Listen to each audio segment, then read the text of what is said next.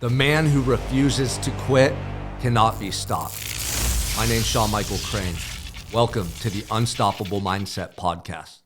So last I spoke with you guys, I was talking to you about my childhood and growing up really in a volatile household and how that led me to running from my problems in life and really losing myself in the process.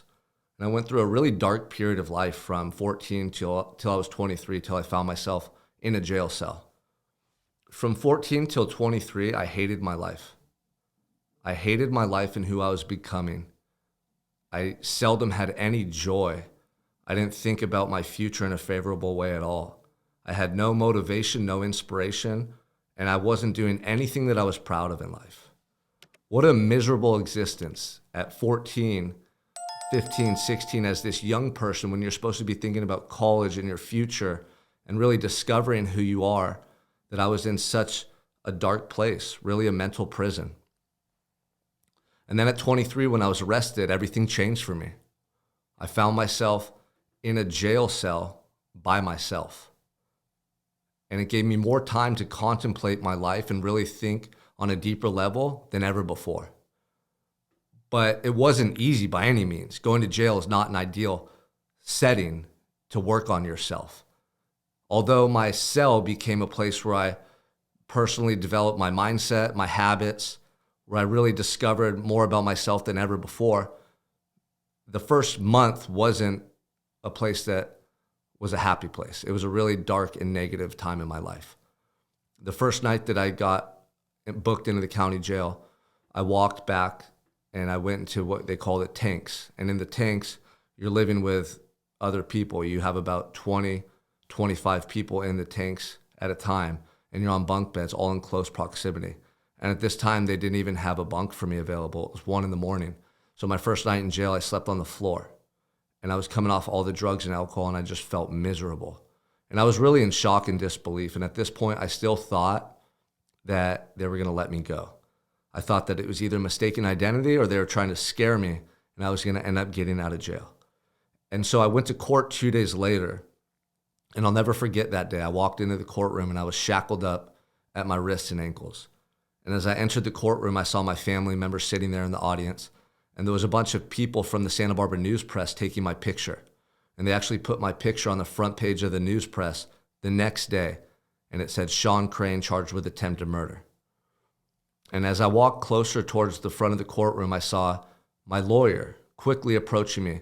And it was a woman. She was actually my lawyer's assistant.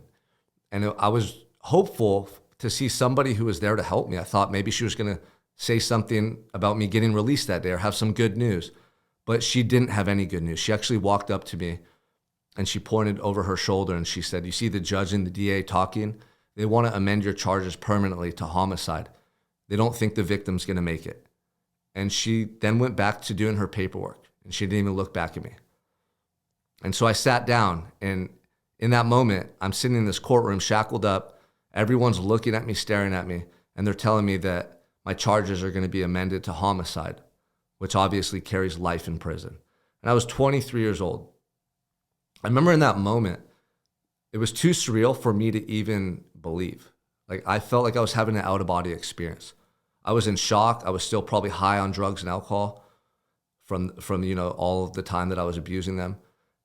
Mainly drugs, still coming off of the drugs. I was just in this haze, and it was so severe. Can you imagine sitting in the courtroom at 23, knowing in your heart that you didn't commit the crime that you're arrested for, and having your own lawyer tell you that they're going to change your charges, having the judge and the DA wanting to send you to prison for the rest of your life? Nobody was there to help me. I was just helpless in that moment. And so I remember I went back to the jail that day. And when they transport you to and from court, you have so much time to just think. You're sitting in a holding cell for hours on end. Then they take you back on the bus, and then you're sitting in your cell for hours or days on end. In jail in general, you have tons of time to reflect and think. And this was one of the most impactful things in my life because I had never really thought on a deep level about my life or about what I had gone through with my parents and all the different situations that I really just suppressed and tried to move past. And so I found myself sitting in a jail cell. I got moved to a cell because I got in a couple fights. And so then they put me into an area of the jail where you go when you're getting in trouble and you're basically on lockdown. So I was on lockdown for 24 hours a day. Every other day they'd take you out to shower, and sometimes you'd get to go out to a yard, which was just a concrete box. But most times they made up an excuse for why you weren't getting yard that day. So I was really just living in my cell for 24 hours a day. And the cell was so small I could reach out and literally touch both walls at the same time. Like, can you imagine that? Go into your closet, your bathroom, if you just have a normal size house or apartment, and just go sit in your bathroom and look around and imagine never leaving for 24 hours a day for 8 months straight. But here and there you might, get to walk down that hallway, or here and there you might get escorted to court. Like, that was the extent of my life at that time. And so when I found myself in that cell, at first I was just in shock. I was in disbelief. I was so horrified as to what was taking place in my life.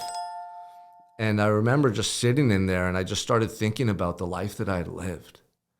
I started thinking about all the memories from childhood and how beautiful life was early on, and how I had so much ambition, and I thought that I was going to be a professional athlete, and how I used to go into the backyard every day after school and throw the baseball on the roof and dive around and catch it and pretend that I was in the big leagues. I had such a heart of gold, man. I had these dreams and these passions inside of me, and I just felt fully capable to go out into that world and to be the person I wanted to be. And I had no fear. There was no limitations. There was nothing stopping me.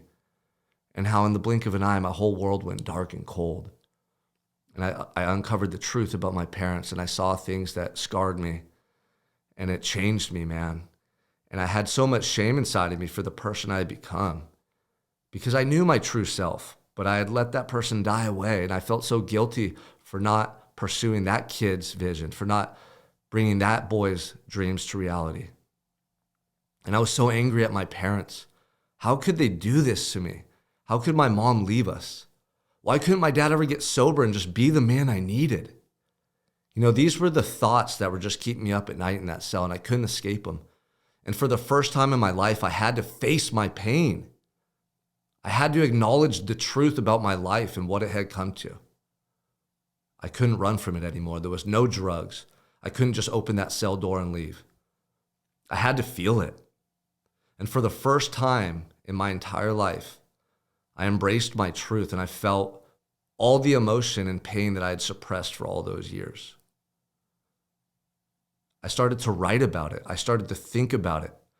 And I remember one day, I just had this feeling, this idea just surfaced within me. I should write my parents letters of forgiveness. And I don't know where this idea came from. It was just something that happened organically. But I remember I jumped off my rack and I started writing. And I just would cry as I was writing these letters, thinking about all of the tough times that we went through. And at first, the reason I wrote the letters to my parents is because I was worried that they were going to die when I was in prison. I was worried that they were going to continue to self-destruct. And they were both just barely hanging on. My dad and my mom had both been homeless at times. They had both abused drugs heavily. And they were barely just clinging on to life. But I loved them still, and I wanted my parents, I wanted to have a relationship with them when I got home. And I don't know if it was just my way of making things right or acknowledging the past, or why I really sat down to write those letters. But when I did, I felt this huge release, this weight just lift off my shoulders. It was the first time in my life I had acknowledged that these things took place. Because there's a big difference between having thoughts and having feelings that no one knows about or that you just entertain by yourself. And then there's a big difference between you actually articulating your inner feelings and your thoughts.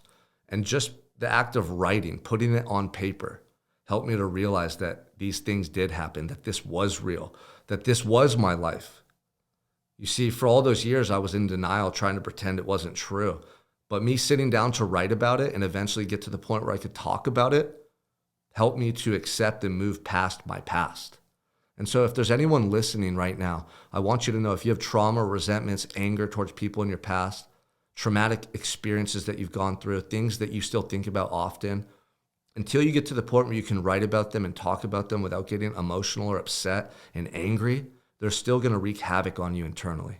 And that's probably why you still drink. That's probably why, you still hold back in life. That's probably why you binge eat. That's probably why you take pills. Like, we use these coping mechanisms to try to cover up our wounds, but that pain is still very much alive inside of us. And that's what was taking place in my life for all those years. I could have been anything I wanted. I could have done anything that, my heart was calling me to do in life. But I was wounded. I was compromised. And because of that, I held back. You see, when we go through tough times in life, we make it about us. We feel ashamed. We feel like it labels us. It defines us. But it doesn't. Only you can define you through your actions and how you live. Your past doesn't have to define you in the present. But too many of us let it, because we're unwilling to talk about it and face it, because we feel ashamed, we feel embarrassed.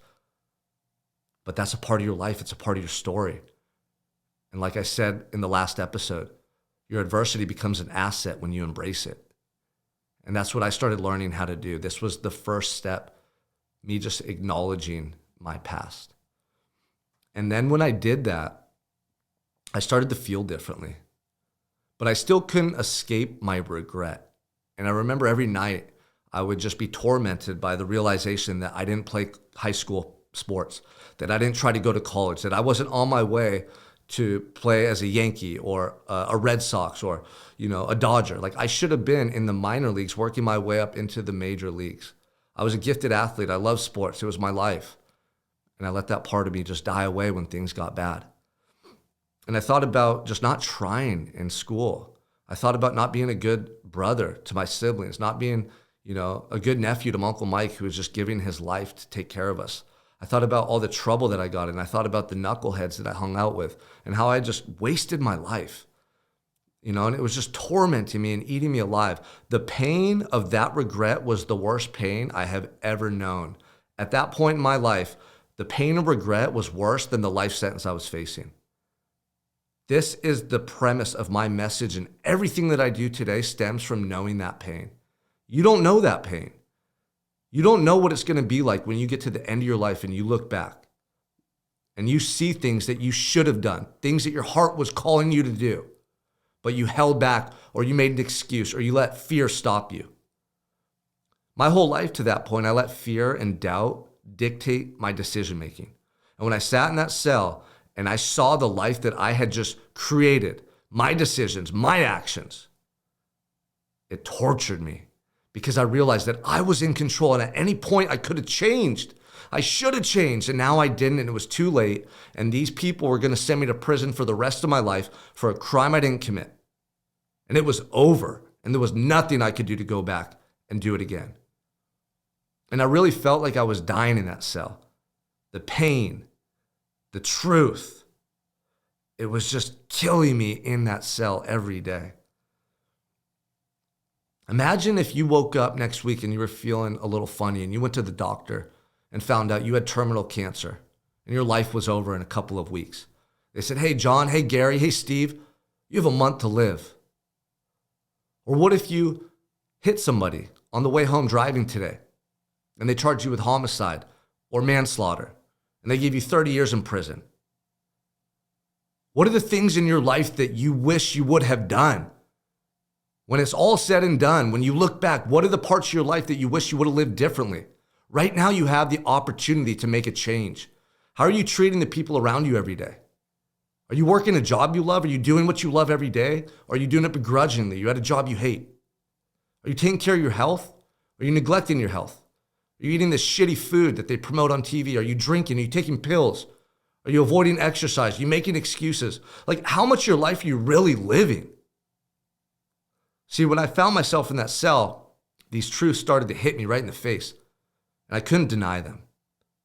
They were undeniable truths and principles that we all ignore. But you see, the people that are thriving in life, they don't ignore them. They embrace them and they live by them. And they started to smack me in the face left and right in that cell.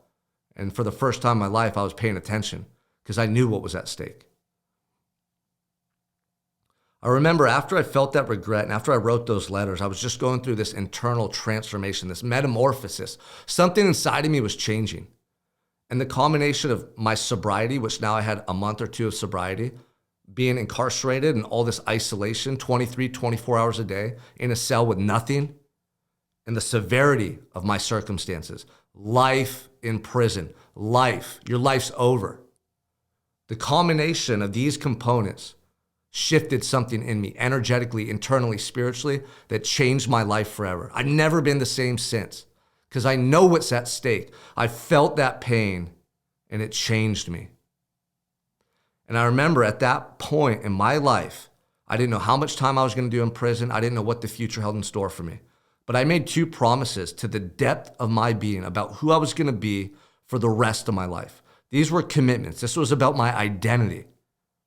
I could no longer live as somebody that I despised. I was no longer going to contribute to the pain and regret that I was feeling. And the first promise that I made was simple but undeniable. It was that I was going to be my best self every moment for the rest of my life in everything that I did. No matter what I was doing, I was all in. That was my mentality. I was going to show people who I really was. I was going to show up in life as the person in my heart I was called to be. Not an inferior person, not someone holding back, not someone living by fear and excuses and doubt. I was all in. The second promise I made to myself was that I was going to be sober for the rest of my life. This wasn't that I was going to maybe drink sometimes on holidays or maybe I was going to cut back. No, I was sober every moment from that second for the rest of my life. That was 10 years ago, and I haven't touched drugs or alcohol ever since, and I never will. These 2 promises were the foundation of my growth and my transformation. I was seeking redemption at this point. I had to make it all right. My past, my mistakes, that kid that I didn't allow to pursue his dreams, that was so hurt and heartbroken, I had to make it right for him. I had to break this curse, this generational curse in my family. They called it the Crane curse. All my uncles went to prison. My family members, they abused drugs and alcohol. We were dysfunctional, and they blamed it on a Crane curse. I heard my dad talk about it all the time. I was going to break that curse. My kids weren't going to be cursed like I was. My kids' weren't even going to hear of this curse. This was the new mission that I embarked upon. And at this point, I still didn't know how much time I was going to do in prison.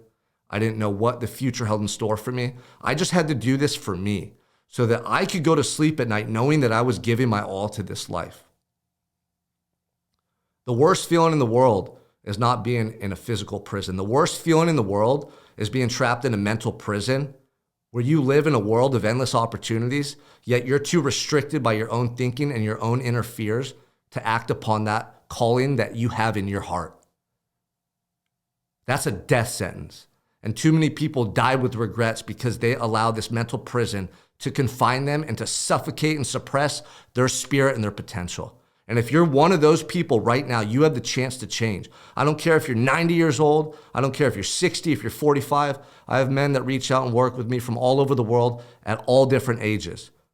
If you live just one day surrendering to your truth and letting go of these limitations and restraints that you've allowed to confine you, you'll find freedom and fulfillment, and it'll be the best feeling you've ever had in your life. But if you don't, you're going to get to the end of your life and you're going to be pleading and begging God for a second chance.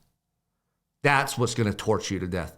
You're living and existing in a living hell right now if that's you. And only you can change. Only you can break free of this mental prison. It's work, it's effort, and it's worth it. I promise you that.